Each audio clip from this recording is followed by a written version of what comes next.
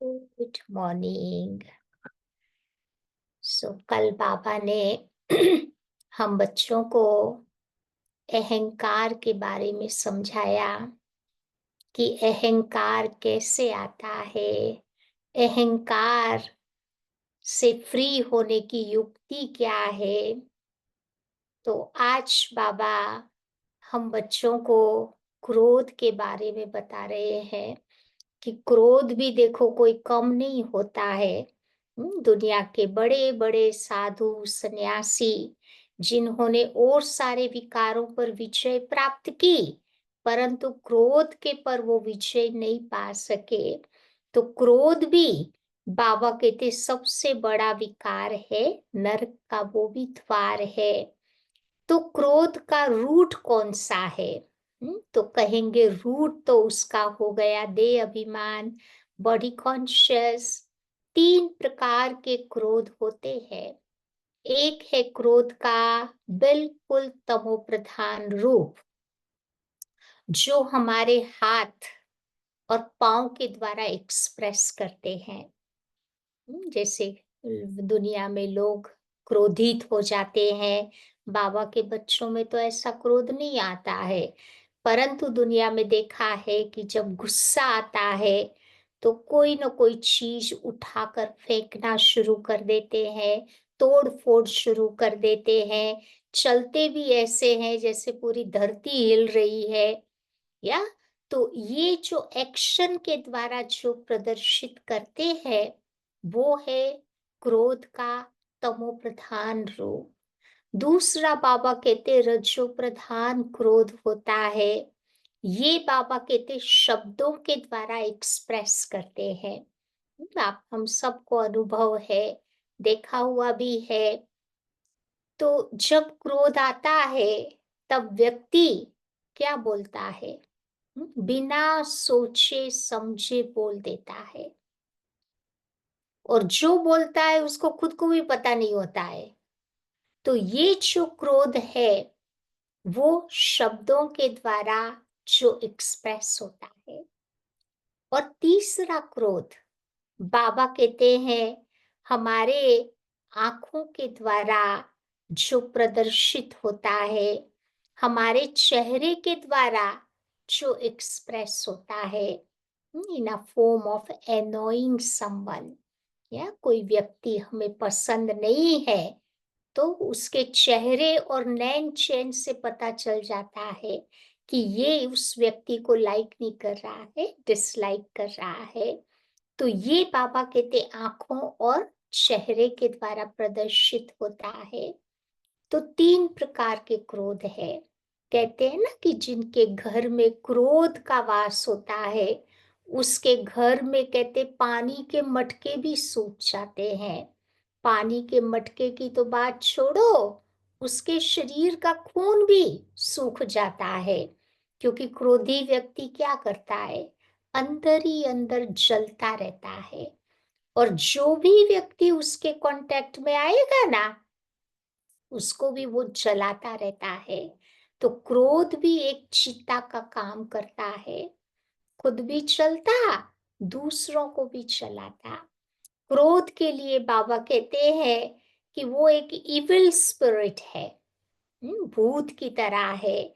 जैसे कोई के अंदर में भूत घुस जाता है तो पता है ना क्या हाल चाल होता है। उसके मन बुद्धि के ऊपर टोटली टोटली कंट्रोल उस पोजेस्ड की हुई आत्मा का होता है। जैसे वो चलाती है वैसे वो व्यक्ति चलता है, उसकी अपनी बुद्धि खत्म हो जाती है। तो ऐसे ही जब ये इविल स्पिरिट क्रोध का जब अंदर में एंटर होता है तो उस समय वो हमारी बुद्धि को ब्लॉक कर देता है, बुद्धि को अंधी कर देता है, या फिर मन के अंदर तूफान ला देता है। तो उस व्यक्ति को पता नहीं चलता कि वो क्या बोल रहा है, कोई राइट कर रहा है या रॉन्ग कर रहा है, उसको नहीं पता चलता।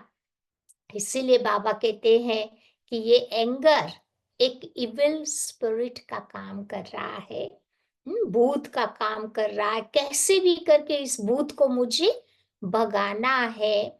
तो आज हम देखते हैं कि ये जो क्रोध है ना, उसका पूरा खानदान है। आज आपको थोड़ा-सा शॉर्ट में उसके खानदान का परिचय देना चाहती हूँ। यह जो क्रोध है, उसकी एक लाडली बहन है। उस बहन का नाम है जिद्द, स्टबर्ननेस।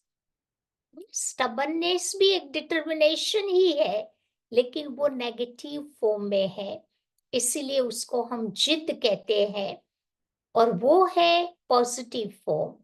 तो पॉजिटिव डिटर्मिनेशन जब है तो उससे सफलता मिलती।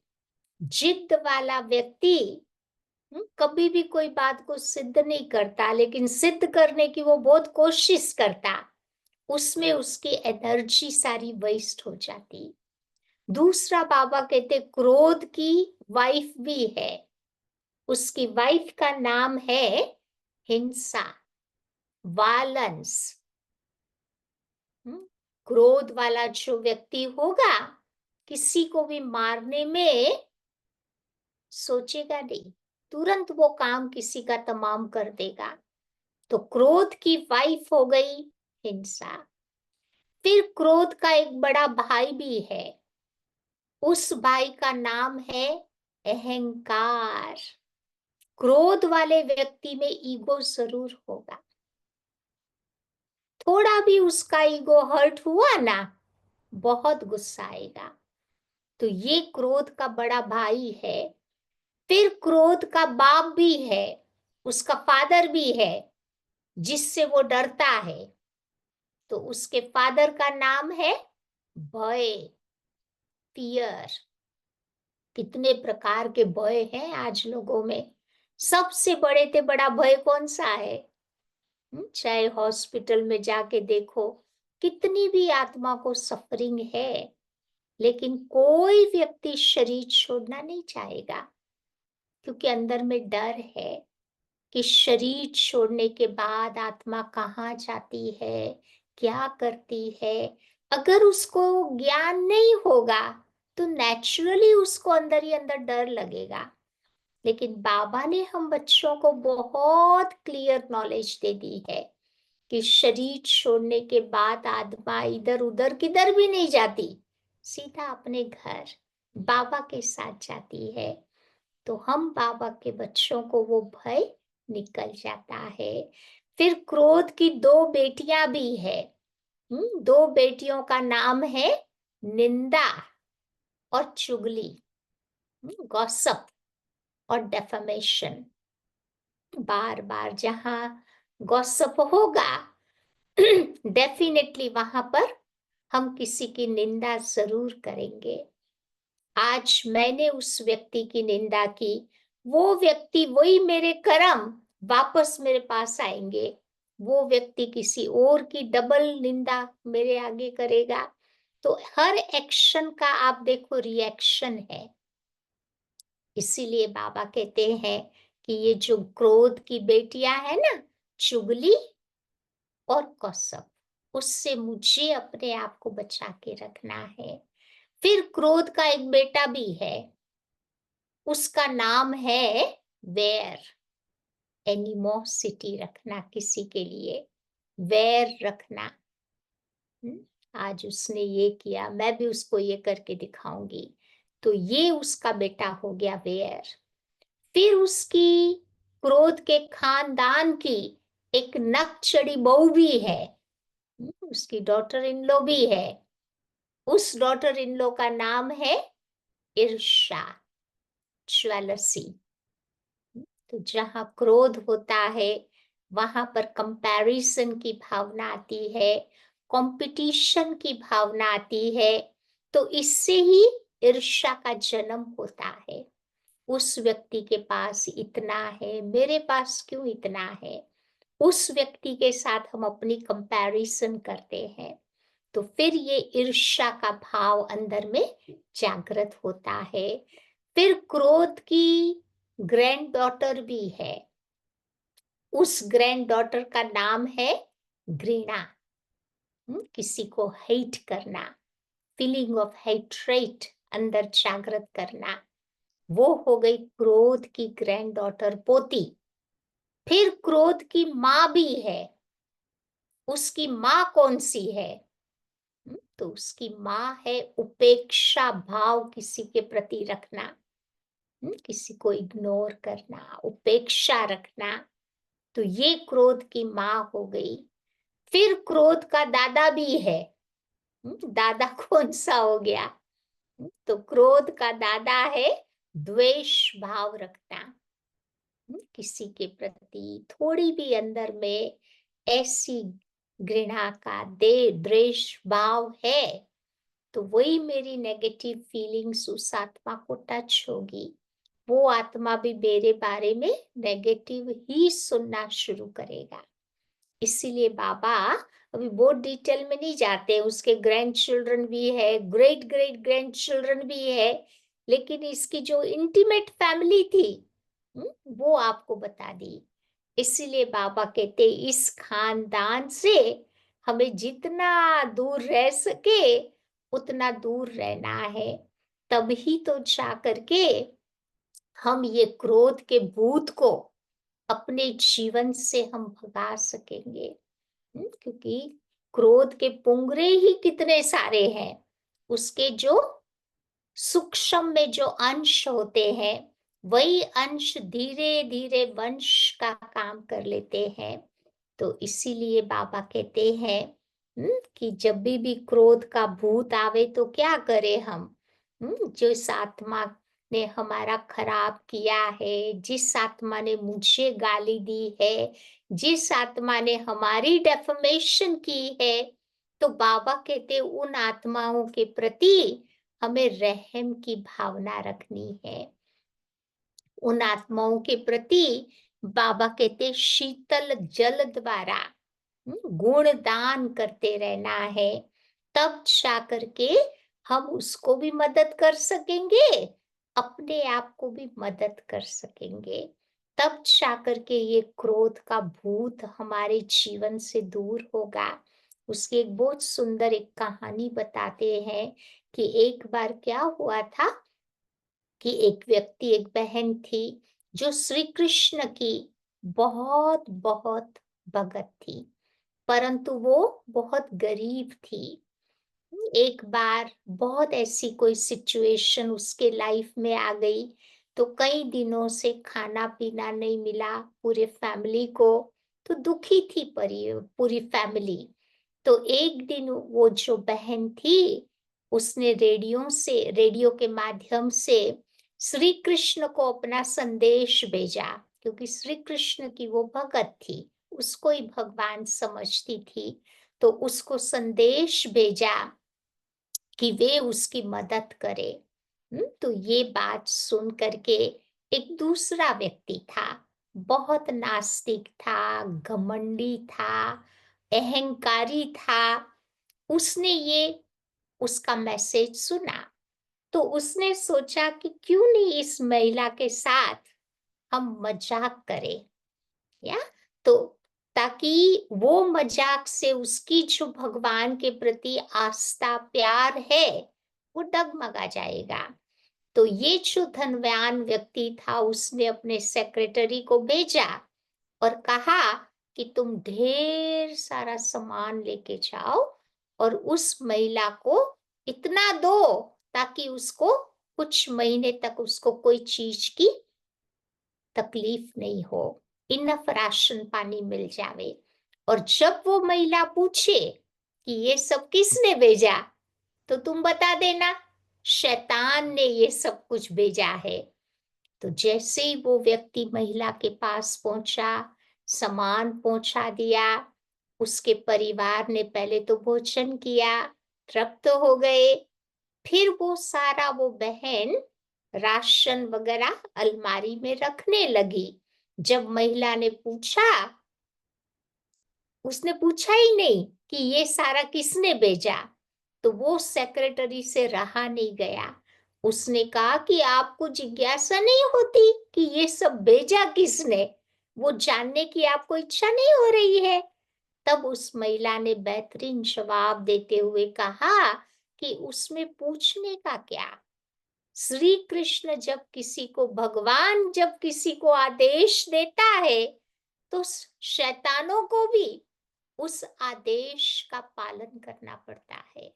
या तो ऐसे आप देखो, जीवन में ऐसी ऐसी परीक्षाएं आएगी, लेकिन बाबा में हमारा जो विश्वास होगा, तो वो विश्वास की शक्ति से ऐसे ऐसे शैतान क्रोधी लोगों के पर भी हम भी विजय प्राप्त कर सकते हैं, उनको भी सही रास्ता दिखा सकते हैं।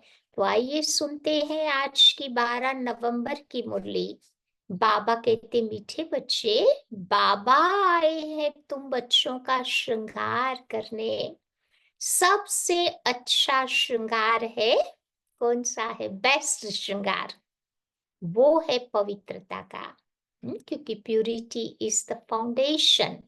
या तो सबसे बेस्ट श्रृंगार है पवित्रता का। प्रश्न है, पूरे 84 जन्म लेने वालों की मुख्य निशानी क्या होगी?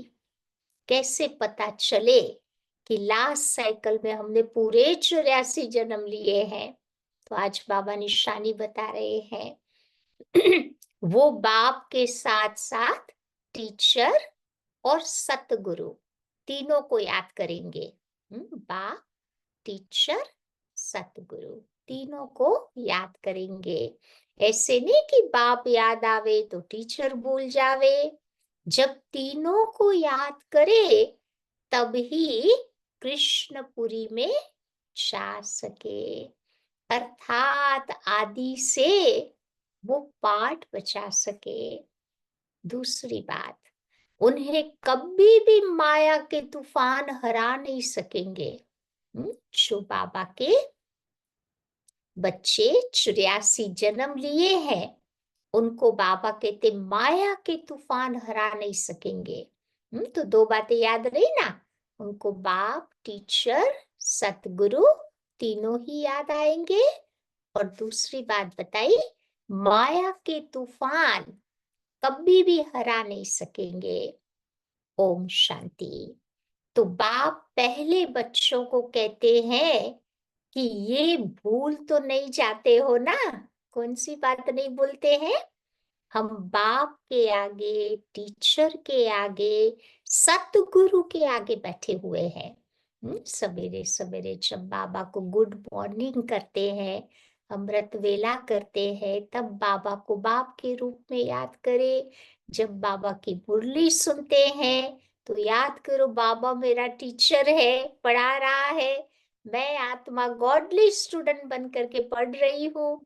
और थ्रू आउट द डे सतगुरु की श्रीमत याद रहे, ताकि हमारे से अच्छे कर्म होते रहे, कोई बुरा कर्म न होवे। तो ऐसे तीनों को सारा दिन याद रखना है। बाबा नहीं समझते कि सब कोई इस याद में बैठे हैं, फिर भी बाप का फर्ज होता है बच्चों को समझाना। तो ये है अर्थ सहित बाबा को याद करना। बाबा हमारा बेहद का बाप है, टीचर भी है, तो हमारा सतगुरु भी है, जो बच्चों को अपने साथ ले जाएगा। तो बाबा आए ही है बच्चों का श्रृंगार करने। और श्रृंगार कैसे करते हैं बाबा? कैसे करते हैं? ऑलरेडी बाबा ने बताया, पवित्रता की शक्ति से आत्मा का श्रृंगार करते हैं, क्योंकि वो फाउंडेशन है ना। तो फाउंडेशन पक्का है तो और गुण अपने आप हमारे जीवन में आते जाएंगे। बाबा तुम बच्चों को धन भी अथाह देते हैं, धन देते ही है नई दुनिया के लिए, जहां तुमको जाना है। अविनाशी धन दे रहे हैं, जो न कोई लूट सके, न हमारा वो धन यहाँ रह सके, जो हमारे साथ जाना है। तो ये बच्चों को याद करना है। बच्चे गफलत करते हैं तो भूल जाते हैं, वो पूरी खुशी होनी चाहिए, वो कम हो जाती है। कभी कभी खुशी नहीं रहती है तो बाबा को भी हैरानी होती है क्यों मेरे बच्चों को खुशी नहीं होती? ऐसा बाप तो कभी मिलता ही नहीं। तुम जानते हो हम बाबा के बच्चे ज़रूर हैं। वो बाप हमको पढ़ाते हैं, इसीलिए बाबा को टीचर कहते हैं। तो हमारी ये पढ़ाई है ही नई दुनिया अमरपुरी के लिए। अभी हम संगम युग पर बैठे हैं, तो ये याद ज़रूर बच्चों को होनी चाहिए। पक्का पक्का याद करना है।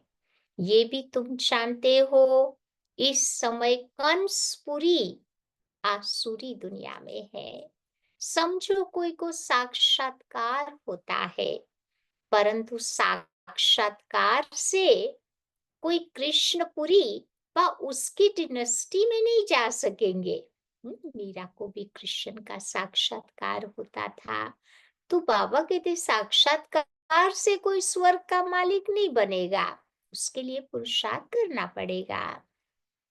जा तब सकेंगे जब बाप, टीचर, गुरु तीनों को याद करते रहेंगे। तो ये बाबा आत्माओं से बात करते, आत्मा ही कहती है, हाँ बाबा, आप बिल्कुल सच कहते हो। आप हमारे बाप भी हो, पढ़ाने वाले टीचर भी हो, और सुप्रीम आत्मा पढ़ाती भी है। लौकिक पढ़ाई भी आत्मा शरीर के साथ पढ़ती है, परंतु वो आत्मा भी पतित, शरीर भी पतित। लौकिक स्टडी भी शरीर के साथ ही होती है ना, अकेली आत्मा थोड़ी करती।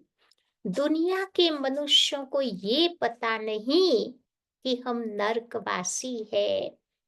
अभी तुम समझते हो, हम तो अब चले अपने वतन में। ये तुम्हारा वतन नहीं है जहाँ रह रहे हैं। बाबा कहते ये तुम्हारा घर नहीं है, ये रावण का पराया वतन है। तुम्हारे वतन में तो अथाह सुख था। हमारी दुनिया में अथाह सुख था। यहाँ के लोग ऐसे नहीं समझते कि हम पराये राज्य में हैं। आगे मुसलमानों के राज्य में बैठे थे, फिर क्रिश्चियन के राज्य में बैठे। सबसे पहले मुसलमान आए ना, खास करके बाबा भारत की बात कर रहे हैं। मुसलमानों ने रूल किया, भारत को हिंदुस्तान बना दिया। फिर क्रिश्चियन आए, इन्होंने राज्य किया, भारत को इंडिया बना दिया।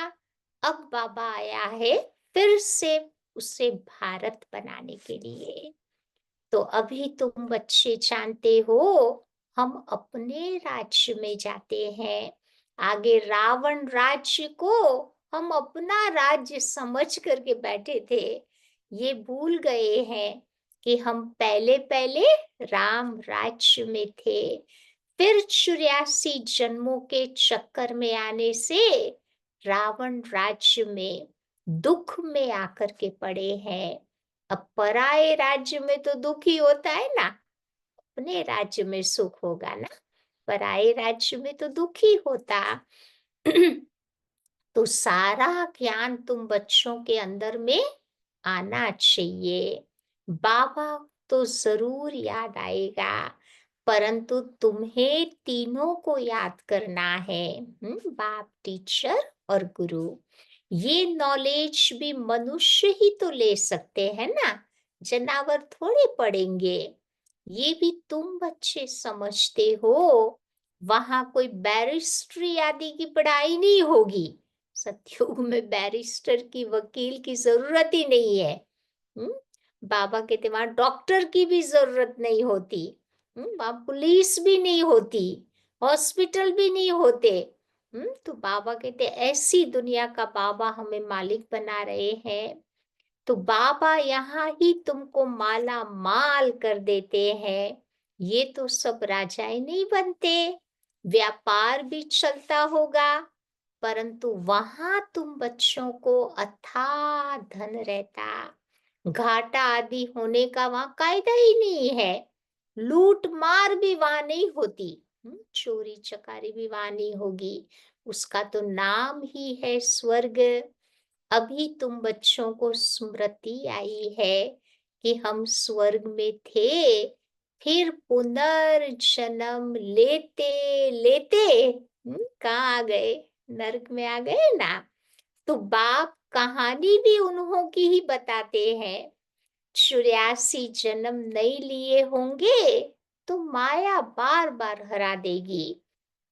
तो ये बाबा बैठ समझाते हैं माया का कितना बड़ा तूफान है। बहुतों को माया हराने की कोशिश करती है। आगे चल तुम बहुत देखेंगे और सुनेंगे। बाबा के पास तो सबके चित्र होते तो तुमको वंडर भी दिखाते कि ये फलाना इतना दिन आया, बाप का बना, फिर माया उसको खा गई, फिर मर गया, फिर माया के साथ जाकर के मिल गया। मर गया माना स्पिरिचुअल लाइफ से खत्म हो गया ना। तो यहाँ इस समय कोई शरीर छोड़ते हैं तो इसी दुनिया में ही आकर के जन्म लेते हैं। तुम बच्चे शरीर छोड़ेंगे तो बाबा के साथ पहले तो अपने बेहद घर जाएंगे, यानी परम धाम। वहां बाबा मम्मा बच्चे सब है ना। परिवार ऐसा ही होता है। मूल वतन में बाप और भाई भाई है। सब आत्माएं आपस में भाई भाई है, वहां शरीर नहीं होता, वहां कोई संबंध नहीं होता। यहाँ बाप और भाई बहन है। फिर वृद्धि को पाते हैं साकार दुनिया में। ब्रह्मा हमारा बाप, हम सब आपस में भाई बहन, चाचा मामा आदि कितने संबंध हो जाते हैं। और उसमें भी सबसे ज्यादा संबंध होते हैं किसके? भारतवासियों के। हैं शादियों के टाइम कहाँ कहाँ से संबंध निकाल निकाल के आ जाते हैं। तो ये सब बातों को अच्छी रीति याद करना है। बहुत बच्चे भूल भी जाते हैं। बाबा तो समझाते रहते हैं बाप का फर्ज है बच्चों को सर पर उठाना। तब तो बाबा रोज रोज तुम बच्चों को क्या कहते हैं? नमस्ते नमस्ते करते रहते हैं ना। एक भी दिन मुरली में आप देखो है बाबा ने नमस्ते न कहा हो? है ही नहीं। हर रोज बाबा नमस्ते करता, चाहे हम बाबा को करे या ना करे, बाबा अपनी ड्यूटी पूरी तरह से कर रहे हैं। बाबा अर्थ भी समझाते हैं। भक्ति करने वाले साधु संत आदि कोई तुमको जीवन मुक्ति का रास्ता नहीं बताते। वो मुक्ति के लिए ही पुरुषार्थ करते। वो है निवृत्ति मार्ग वाले। वो राजयोग कैसे सिखलाएंगे? राजयोग तो होता है प्रवृत्ति मार्ग का। प्रजापिता ब्रह्मा को भी 4 भुजाएं देते हैं तो प्रवृत्ति मार्ग हुआ ना। 2 भुजा सरस्वती की, 2 ब्रह्मा की, तो ऐसे 4 भुजा दिखाते हैं। तो यहाँ पर बाबा ने तुमको अडॉप्ट किया है तो नाम रखा है ब्रह्मा और सरस्वती। तो ड्रामा में नूद देखो कैसी है। वानप्रस्थ अवस्था में ही मनुष्य गुरु करते हैं, वो भी 60 वर्ष के बाद। भक्ति मार्ग में पता है ना 50 के होते हैं तो कहते हैं ना वन में चले गए, 51 52 धीरे धीरे समेटना शुरू करते हैं। 60 वर्ष होते होते एकदम भक्ति में डूब जाते हैं। हम्म तो बाबा ने भी इसमें 60 वर्ष के बाद प्रवेश किया तो वो बाप टीचर गुरु बने। बाबा को भी वानप्रस्थ अवस्था में शिव बाबा ने प्रवेश किया तब तो ज्ञान मिला ना। तो अभी तो सारे कायदे बिगड़ गए हैं। अभी ऐसा नहीं रहा, पहले के जमाने में करते थे। अब तो थ्रू आउट लाइफ एक ही मार्ग है, वो है प्रवृत्ति मार्ग। आजकल तो छोटे छोटे बच्चों को भी गुरु करा देते हैं क्योंकि गारंटी नहीं है कि वो 60 साल का होगा या नहीं। या इसीलिए बाबा कहते छोटे बच्चों को भी गुरु करा देते। तो ये तो है ही निराकार। तुम्हारी आत्मा का ये बाप भी बनते, टीचर भी बनते, तो सतगुरु भी बनते। निराकारी दुनिया को कहा जाता है आत्माओं की दुनिया। अब ऐसे नहीं कहेंगे कि दुनिया है ही नहीं, शांति धाम कहा जाता। वहां पर सब आत्माएं रहती। तुम बच्चे अब समझते हो ये वर्ल्ड की हिस्ट्री, जियोग्राफी कैसे रिपीट होती। हिस्ट्री चैतन्य की होती, जियोग्राफी जड़ वस्तुओं की होती। तो तुम्हारी आत्मा जानती है हम कहाँ तक राज्य करते हैं। हिस्ट्री गाई जाती है ना, जिसको कहानी भी कहा जाता है। जियोग्राफी देश की होती। चैतन्य ने राज्य किया, जड़ तो राज्य नहीं करेंगे। कितने समय से फलाने का राज्य था। क्रिश्चियन ने भारत पर कब से कब तक राज्य किया। तो इस वर्ल्ड की हिस्ट्री, जियोग्राफी को कोई नहीं जानता। कहते हैं क्रिश्चियन ने भारत पर कब से कब तक राज्य किया। फिर कह देते हैं सतयुग को तो लाखों वर्ष हुआ, उसमें कौन कौन राज्य करके गए, कितना समय राज्य किया, ये कोई नहीं जानता। बाबा कहते आत्मा चैतन्य, शरीर तुम्हारा जड़ है। सारा खेल बना हुआ है, किसका खेल है? जड़ और चैतन्य का। मनुष्य जीवन ही तो उत्तम गाया जाता है ना।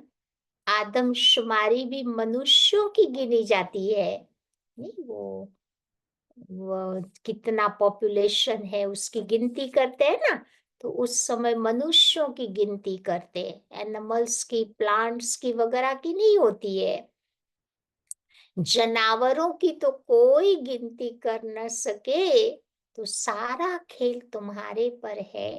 हिस्ट्री, जियोग्राफी तुम बच्चे सुनते हो, तो बाप इसमें आकर के तुम बच्चों को सब बातें समझाते हैं। इसीलिए बाबा कहते हैं इसको कहा जाता है बेहद की हिस्ट्री, जियोग्राफी। दुनिया में तो हद की सुनाते हैं ना, हद की बताते हैं। बाबा सारे दुनिया की, सारे ब्रह्मांड की हिस्ट्री, जियोग्राफी समझाते। तो ये नॉलेज न होने के कारण तुम कितने बेसमझ बन गए थे। मनुष्य होकर के दुनिया की हिस्ट्री, जियोग्राफी न जाने तो वो मनुष्य क्या काम का। अभी बाप के द्वारा तुम बच्चे वर्ल्ड की हिस्ट्री, जियोग्राफी सुन रहे हो। तो ये पढ़ाई देखो कितनी अच्छी है। और पढ़ाने वाला कौन है? नशा चढ़ना चाहिए ना, पढ़ाने वाला है बाप।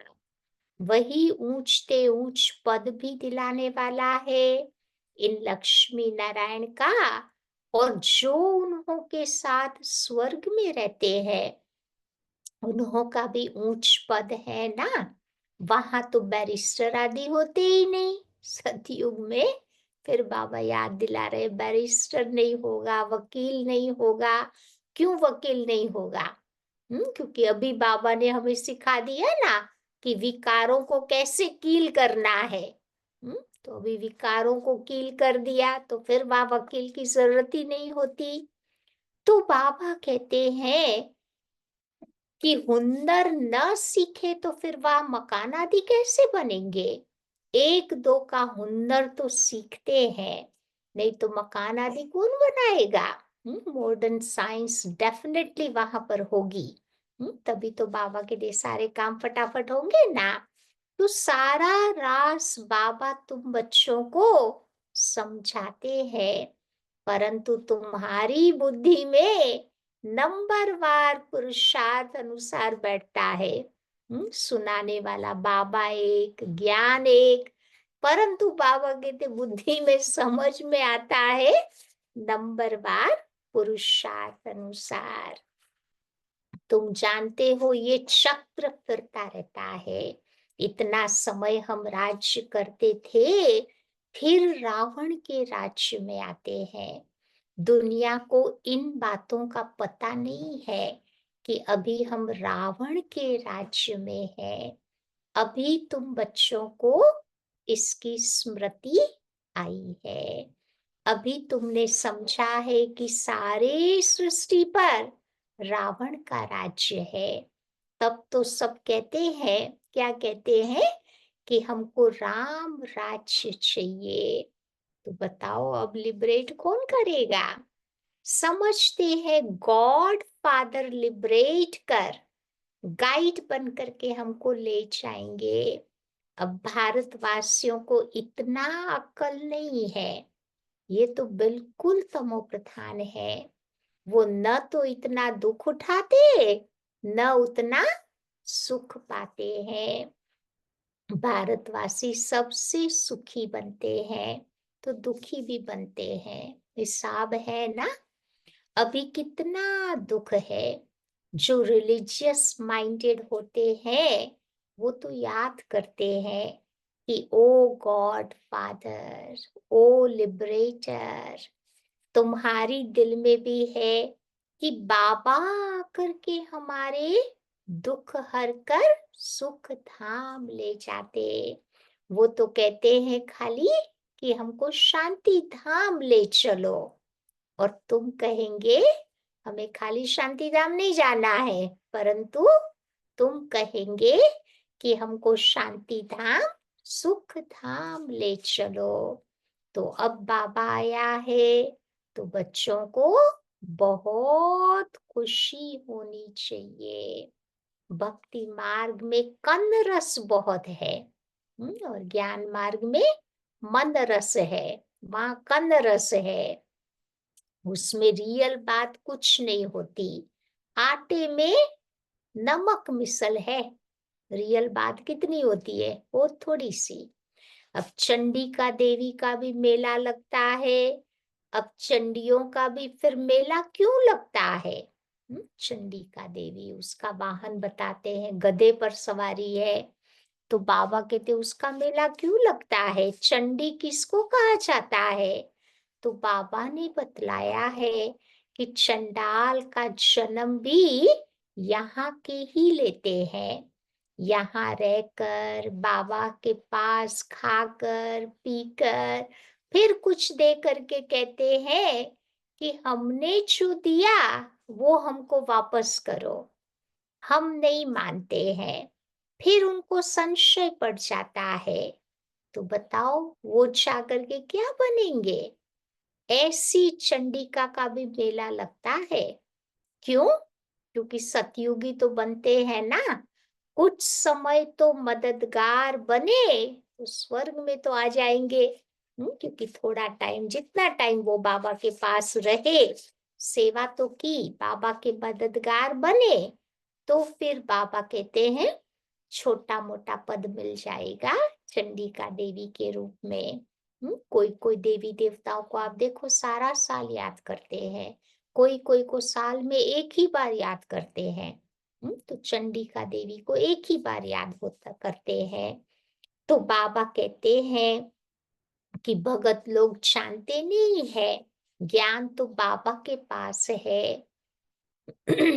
बाबा कहते आजकल चित्रों पर लोग बहुत आशिक हो जाते हैं, उसको भी आर्ट समझते हैं। अब मनुष्यों को क्या पता कि देवताओं के चित्र कैसे होते हैं। तुम असल में कितने फर्स्ट क्लास थे, फिर क्या बन गए? वहां पर बाबा कहते कोई अंधा या काना नहीं होता है। हम्म, आंखों से अंधा भी नहीं होगा, या बाबा कहते काना भी नहीं होगा। देवताओं की वहां नेचुरल शोभा होती है, वहां पर नेचुरल ब्यूटी होती है। तो बाबा भी सब समझा कर फिर कह देते हैं, इतनी सारी डिटेल की बातें समझा कर क्या कहते हैं, बच्चे अब तुम बाबा को याद करो। वो तुम्हारा बाप, टीचर और सतगुरु भी है। तीनों रूपों में याद करो तो तीनों वर्ष से मिल जाएंगे। पिछाड़ी वाले तीनों रूपों में याद नहीं कर सकेंगे, फिर मुक्ति में चले जाएंगे। जो लास्ट में आएंगे ना बाबा के पास, उनके पास इतना टाइम ही नहीं होगा। तो बाबा ने समझाया है सूक्ष्म वतन आदि में जो कुछ देखते हो ये सब है साक्षात्कार की बातें। बाकी हिस्ट्री जियोग्राफी सारी यहाँ की है, इनकी आयु का भी पता नहीं है। अभी तुम बच्चों को बाबा ने समझाया है, तुम बच्चे फिर कोई को भी समझा सकते हो। तो पहले पहले तुम्हारा काम है बाप का परिचय देना। वो बेहद का बाप है, सुप्रीम बाप। लौकिक बाप को तो परमात्मा व सुप्रीम आत्मा कभी नहीं कहा जाता। सुप्रीम तो एक ही है जिसको भगवान कहा जाता। वो नॉलेजफुल है। तुम बच्चों को आकर के भी नॉलेज सिखलाते हैं। इस नॉलेज को ही कहा जाता, ज्ञान की महिमा करते हुए क्या कहते? Knowledge is a source of income. Knowledge भी उत्तम मध्यम कनिष्ठ होती है ना। तो बाबा है ऊंचते ऊंच, तो पढ़ाई भी बाबा की है ऊंचे ते ऊंची, और मर्तबा भी है ऊंचा। स्टेटस जो मिलता है ना वो भी ऊंचा मिलता। तो हिस्ट्री जियोग्राफी को झट जान जाते हैं। बाकी याद की यात्रा में युद्ध चलती है, इसमें तुम हारते हो। तो नॉलेज में भी बाबा कहते कोई कोई हार जाते हैं, फिर हार करके भागंती हो जाते हैं। तो नॉलेज में भी भागंती हो जाते हैं, चले जाते हैं ना माया रावण की साइड पर। फिर ज्ञान दान सब बुद्धि से चला जाता, फिर जैसे थे वैसे बन जाते, और ही उनसे बदतर बन जाते। बाप के आगे चलन से दे अभिमान झट प्रसिद्ध हो जाता। इसीलिए बाबा कहते ब्राह्मणों की माला नहीं बन सकती। परंतु कईयों को पता नहीं है कि हम कैसे नंबरवार यहाँ बैठे। दे अभिमान होता है ना, लेकिन निश्चय बुद्धि वालों को अपार खुशी रहेगी। किसी को निश्चय है कि हम ये शरीर छोड़कर प्रिंस बनूंगा। बाबा ने बोला किसको है ये निश्चय कि हम शरीर छोड़कर जाकर प्रिंस बनूंगा। तो बच्चों को इतनी खुशी रहती है। तुम सब में पूरे दैवी गुण होने चाहिए। निश्चय बुद्धि माना विजयी माला में पिरोवंती, माना शाहजादा बनंती। एक दिन जरूर आएगा जो फॉरेनर्स भी सबसे जास्ती आबू में आएंगे और सब तीर्थ यात्रा छोड़ देंगे। आते हैं ना कितने सारे बाबा के बच्चे अभी तो आते हैं। बाबा ने कितने साल पहले कहा था। तो बाबा कहते देखो तुम बच्चे भारत की सेवा करते हो, इसको सुखधाम बनाते हो, इससे बहुतों का कल्याण हो जाएगा। अच्छा, मीठे मीठे सिक्की लधे बच्चों प्रति मात पिता बाप दादा का याद प्यार और गुड मॉर्निंग। रूहानी बाप की रूहानी बच्चों को नमस्ते। आज की धारणा की बात है। पहली बात बाबा बताते हैं, अपार खुशी में रहने के लिए सदा स्मृति रहे। कौन सी स्मृति रहेगी? जो बाबा ने बताया ऑलरेडी कि स्वयं बाप हमारा श्रृंगार कर रहे हैं, वो हमें अथाह धन देते हैं और हम नई दुनिया अमरपुरी के लिए पढ़ रहे हैं। दूसरी बात बाबा बताते हैं, विजय माला में पिरोने के लिए निश्चय बुद्धि बन दैवी गुण धारण करने हैं। जो दिया उसे वापस लेने का संकल्प कभी न आए।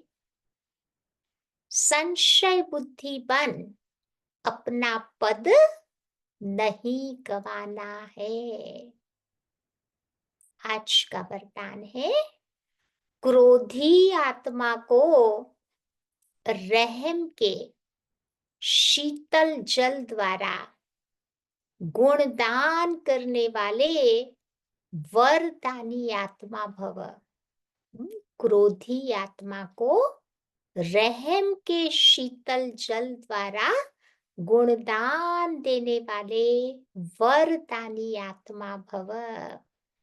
आपके सामने कोई क्रोध अग्नि में जलता हुआ आए, आपको कोई गाली दे, कोई आपकी निंदा करे, तो ऐसी आत्मा को भी अपनी शुभ भावना, शुभ कामना द्वारा, वृत्ति द्वारा, स्थिति द्वारा गुणदान या सहनशीलता की शक्ति का वरदान दो।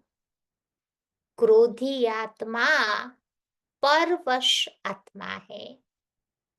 ऐसी परवश आत्मा को रहम के शीतल जल द्वारा शांत कर दो। ये आप वरदानी आत्मा का कर्तव्य है। चैतन्य में जब आप ऐसे संस्कार भरे हैं, तब तो जड़ चित्रों द्वारा भक्तों को वरदान मिलते हैं। ये प्रैक्टिकल में बाबा कहते हैं ऐसा पुरुषार्थ संगम में किया, तभी तो भक्ति में हमारी यादगार बनी देवी देवताओं के रूप में। स्लोगन, याद द्वारा सर्व शक्तियों का खजाना अनुभव करने वाले शक्ति संपन्न बनते हैं। बाबा की याद द्वारा सर्व शक्तियों का खजाना अनुभव करने वाले ही शक्ति संपन्न बनते हैं। आज की अव्यक्ति पॉइंट है, मनसा में शुभ भावना, वाणी में बाप से संबंध छुड़ाने वाले शुभ कामना के श्रेष्ठ बोल और संबंध संपर्क में आने से स्नेह और शांति के स्वरूप से आकर्षित करो। इसके लिए स्मृति, वाणी और कर्म में श्रेष्ठता को धारण कर प्लेन बुद्धि बनो। मन में जो भी कंफ्यूजन है उसको निकालकर प्लेन बुद्धि बन जाओ। कोई भी पुराने संस्कार का दाग न हो, तब प्लेन और प्रैक्टिकल एक हो जाएंगे। प्लेन बुद्धि बनने से ही अच्छे अच्छे प्लेन्स, आइडियाज बुद्धि में आएंगे, तब उसको प्रैक्टिकल में ला सकेंगे। फिर सफलता एरोप्लेन माफिक आपको उड़ाएगी। फिर जो भी कार्य करेंगे उसमें बाबा कहते सफलता का अनुभव होगा और हमारी स्थिति एरोप्लेन की तरह ऊंची रहेगी। सदैव जीवन में आगे बढ़ते रहेंगे, उड़ते रहेंगे, उड़ाते रहेंगे। समझा? तो आज क्या ध्यान रखेंगे? सारा दिन याद रखना कि क्रोध का भूत आज नहीं आवे। आवे तो युक्ति यूज करना। बाबा ने बताया ना, युक्ति, रहम दिल बनना है उस आत्मा के प्रति। ईंट का जवाब पत्थर से नहीं देना है, परंतु रहम दिल बन करके शीतलता के ज्ञान की छींटे उसके पर डालना है। ताकि उसका क्रोध दूर हो जावे। ठीक?